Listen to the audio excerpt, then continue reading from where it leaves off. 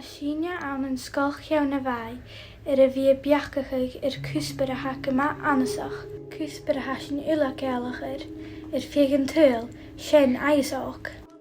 An bheul aithris léit an teach uisce troichin nóis ach na scumanta bheulach na Sìthichean. In dú fhèin ag amach bhíon Sìthichean. Well, mar Hastain smúnte bhíag iad cotach.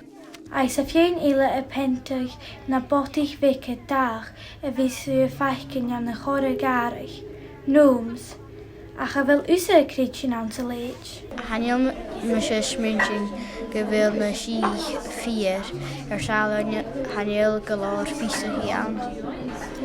Ha mí a Creag sinna ans na sgìre agus An bheirse hanneal me sé chuteach be duine. Han sgìre cin hen go má animal a thuh eachtarí na botich bicin ionnsachadh seo. Vascar an scola cin hen áte animal leis an canad Creag Hastain, sé áte léathán, cricin mór beachdachadh a fás amach a knoch. Saun an seo a coltach gan dachachar imimeach sgìreach céilte is na Sìthichean. In dú alacmach cawlai gus a cheala chéin a thuirstein an deireh Cuspair. Am tá dhíon si go eachtarí má dún Creag Hastain agus hanneal is an déad a hacha a chanicil dá chiad blion an na trí chiad blion. Sé am dhamraí bhan. Ferachar lisce chanéis. Agus bheithúideach agus noch go lína. Neall bhana cá bheithúideach. Cha bheith gánaí fiochan opa le séin, cha maigad duine chuitiche gas. Sé gánaí giúrach cuitichas agus díor a maigad huaach cuitichas an Sìthichean. Ach má thuair cha gágad Sgoil, dhéanana rud sa bí.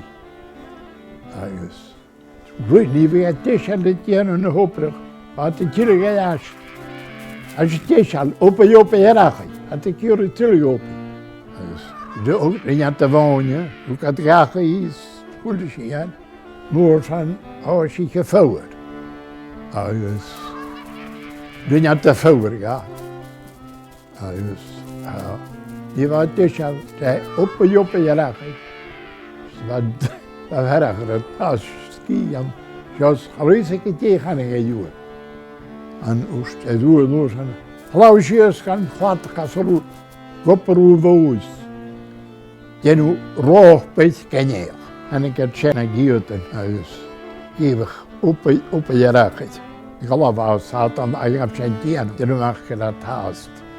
Fiachan i ráthbéanú gnéach. Ceanna neist stáidí na Sìthichean. Well, smúnich. Thula sí go bheith riamh beá trange Creag Hastain, is ní a bhrópa a gceannach. Spicin siúnach na chéile trí aichcin san lá an dú, apar upar erachar.